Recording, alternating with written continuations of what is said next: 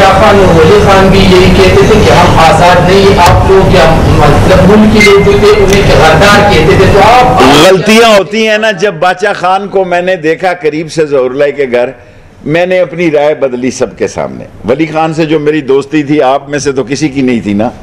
मैंने असफंद यार से तो दोस्ती नहीं की, और अहमद कांसी को तो मैं जानता ही नहीं कौन है।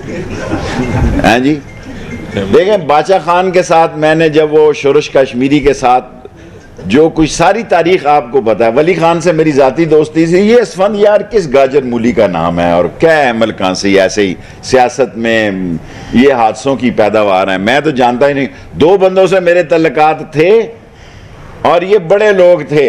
इन्होंने जो जिस तरह बादशाह खान ने जेल काटी, जिस तरह वली खान ने सियासत में असम्बली में बोलता था और छाता था, और जिस तरह वो मुझे गाइड करता था वली खान, मेरी सियासत मुस्लिम लीग की थी लेकिन मेरे तल्लक थे।